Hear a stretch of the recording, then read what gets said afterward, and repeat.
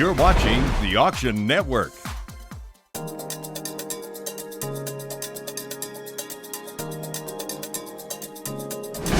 You might consider yourself an auction pro, but today's featured auction is something you've probably never heard of before. We're in Honolulu, Hawaii, where the United Fishing Agency is holding its morning auction. And with this bidding, there's something fishy going on. 20 cents, $6, $6 coin, 10, 20, 30, 40 after 6 half coins, 60, 70, 80, 90, $7, 10, 20, 7, 10 coin. Anybody else?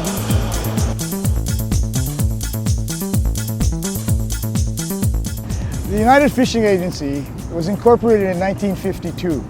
So basically we've been around for quite a while, and it was the whole idea of the auction itself was built around the traditional Japanese fish auctioning system.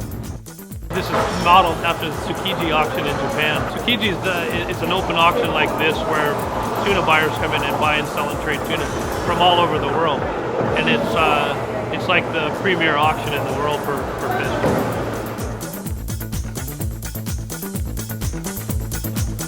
Look, you can't be at a fish auction without the proper attire. I mean, you got fish guts, you got blood, you got people running around, you got hooks everywhere. You don't want to get stabbed in the foot, and it's cold in here. They got to keep this place cold to keep the fish fresh, which is better for all of us, right? So I got a sweatshirt, I got my boots. I think I'm ready. Brooks, let's do this. Let's go find Brooks.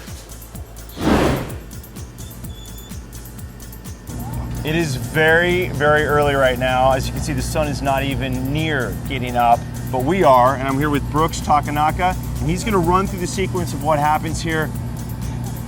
Sorry, at the fish auction. Morning. I know. Geez, you're used to this, aren't you, Brooks? Yeah, I've been doing this for a while now, for about 29 years, so yeah, we're a little used to this. All right, well, shake me up. Show me what we're gonna do. All right, what happens is that as these vessels come in, we have an answering service. So first into the dock, first up on the floor. These tuna fishermen have been out for about anywhere from 15 to 22 days. Okay. And so the fin back is unloading their tunas and other open ocean species right now. So here we have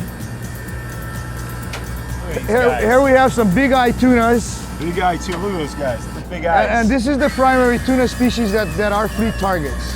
They're in really good shape. I mean, well, one of the nice things about our fleet is that it has developed a reputation for good quality product, not just in terms of the basic characteristics of what's good fish, but also for taking care of their fish well.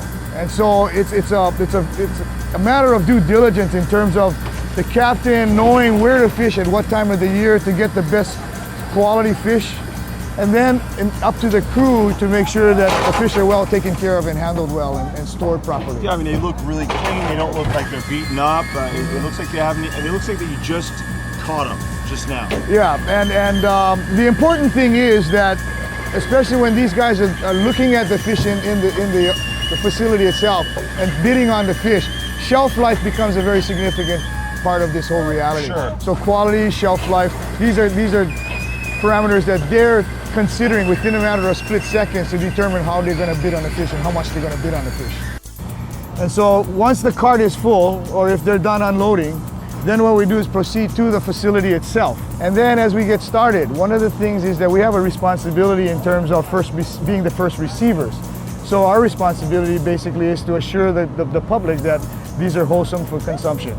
And so what we do is we'll be taking temperatures, and as the fish get out on the floor and my guys start to prepare the fish for the auction itself, people will be doing sensory tests as well. Interesting. Yeah, we've got to maintain core temperatures of the fish under 40 degrees, but ideally we want to be looking at about 35, 36 degrees. And so the facility is chilled, and we also use ice. We then start to unload the fish, and we weigh and tag the fish. So each boat's fish is color-coded with the different tags. And this is basically where we'll unload the fish. So this is where they scale the fish. Okay.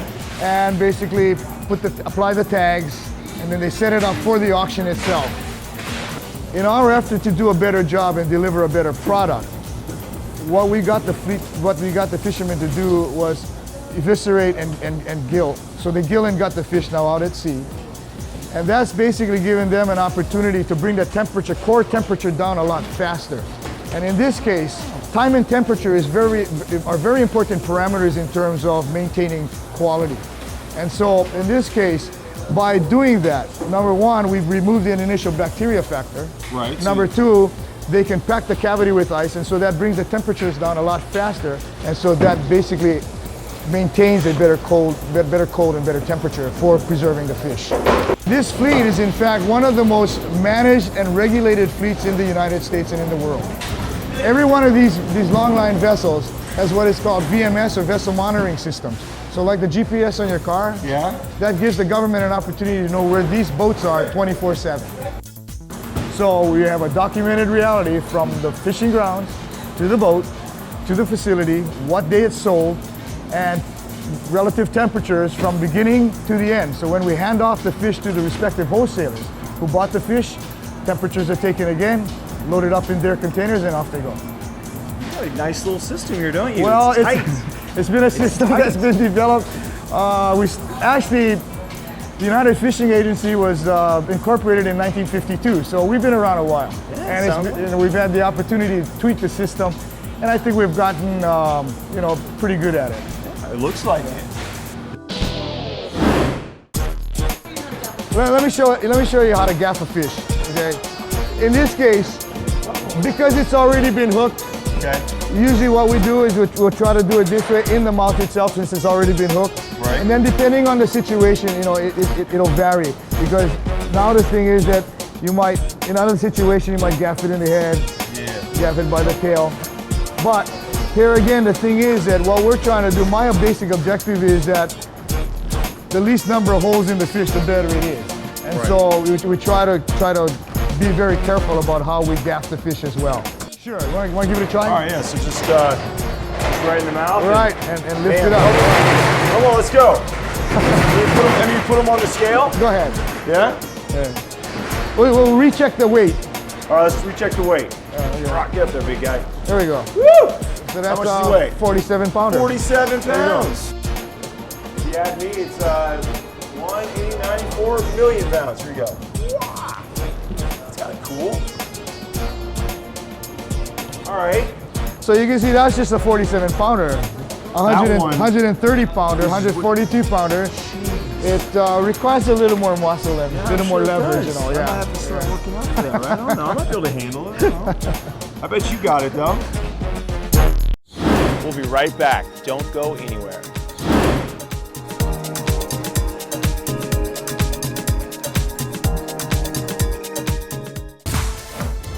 To register for future live auctions, go to auctionnetwork.com.